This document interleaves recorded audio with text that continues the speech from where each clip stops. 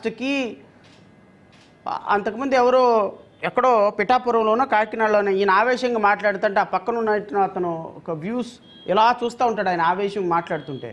నాకు తెలిసినంత వరకు ఈ రోజు వరకు దానంత కామిక్ వీడియో ఇంకొకటి లేదు. మరి ఈయన ఎట్లా ప్రజలు ఓట్లేసి 90,000 మెజార్టీ ఇచ్చి ఉప ముఖ్యమంత్రిని చేశారో, ఈయన వెనక ఎలాగ ఒక కమ్యూనిటీ ర్యాలీ అవుతుందో, ఈయన ఏ విధంగా ఈ జాతిని ముందుకు నడిపించే నాయకుడో నాకు ఇప్పటికీ అర్థం కాదు. ఆయనలో క్వాలిటీస్ నాకు కనిపించడం లేదా, లేకపోతే రాష్ట్ర ప్రజలు చూడగలిగిన యాంగిల్లో నేను చూడటం లేదా, లేకపోతే ఆయనకి యాంగిల్ ఉన్నప్పటికీ కూడా రాష్ట్ర ప్రజలు చూసే కోణంలో మేము చూడటం లేదా, నాకైతే అర్థం కాదు. మేబీ నేను దేవుని కూడా కోరుకునేది ఏంటి అంటే రాష్ట్ర ప్రజలు పవన్ కళ్యాణ్ చూసే కోణంలో చూసే ఉద్దేశం, అవకాశం, బాధ, లేకపోతే అలాంటి పర్సెప్షన్ నాకు కూడా ఇవ్వమని నేను ఆ దేవుణ్ణి కోరుకుంటున్నా.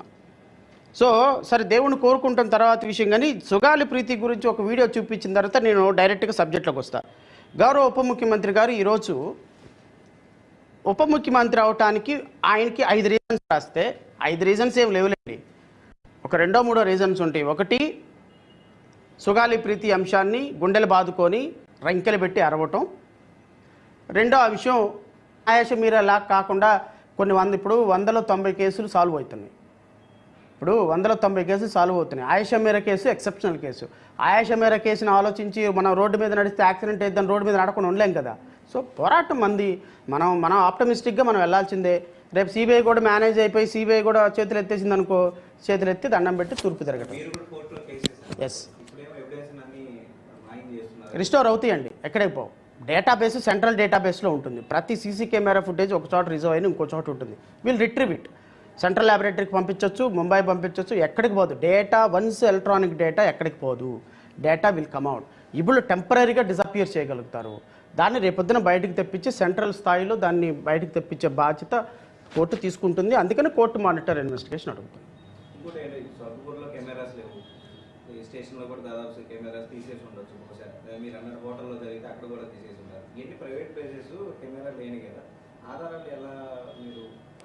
సార్ ఇప్పుడు దీంట్లో డెడ్ బాడీ లేదు సార్.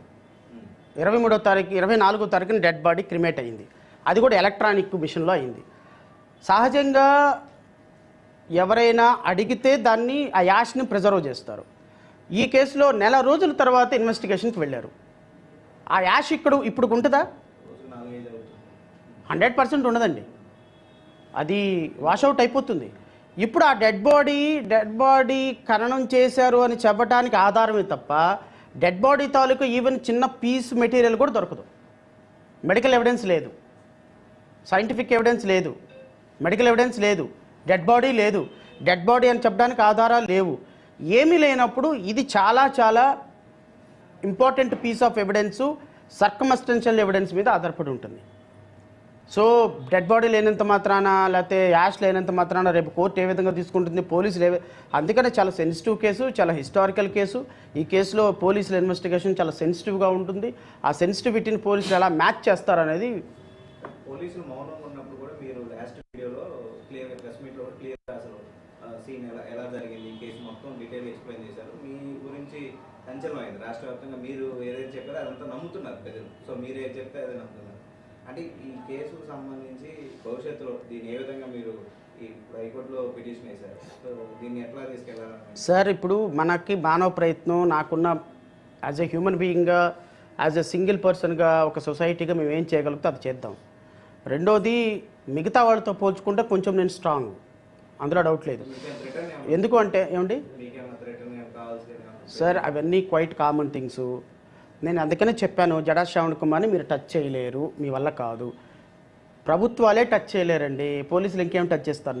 నన్ను టచ్ చేసే దమ్ము మీకు లేదు, నో డౌట్ అబౌట్ ఇట్. నా వెనుక కొన్ని లక్షల మంది మా సమాజం ఉంది, అంత సామాన్యంగా ఏం కాదు. ప్రభుత్వాలే కూలిపోతాయి పిచ్చి పిచ్చి వేషాలు వేశారంటే. సో నేను అందుకనే నేను మీకు చెప్పిన కారణం కూడా అదే. పోలీసులు కొంచెం మాట్లాడుతున్నారు కాబట్టి నేను చెప్తున్నా.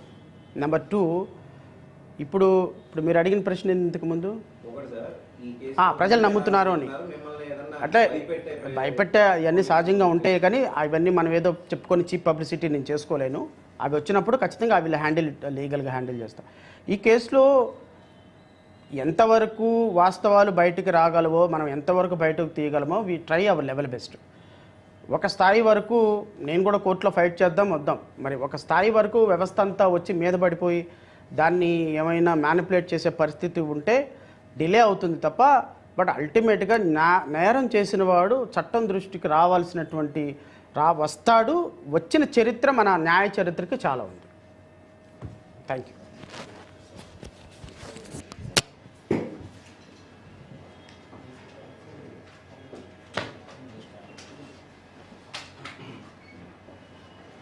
కూటమి ప్రభుత్వంలో ఆయన్ని ఇంక్లూడ్ చేయటం, ఆయనకున్నట్టు 5.6% ఓటింగ్ తోటి 100% స్ట్రైక్ రేట్ సాధించి కూటమితోటి బీజేపీ తెలుగుదేశంతో కలవటం వల్ల ఆయనకి స్ట్రైక్ రేట్ అవటం, ఈ 3 అంశాలే ఆయన ఈరోజు తీసుకొచ్చి కూర్చోబెట్టినాయి. సో ఇవి కూర్చోబెట్టిన తర్వాత గౌరవ ఉప ముఖ్యమంత్రి గారు ఏం మాట్లాడారు అనేది ఒకసారి విందాం.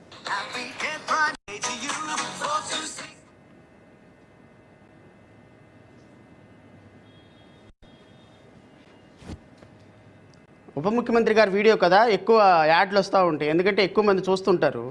సో అందువల్ల యాడ్లు నిరంతరం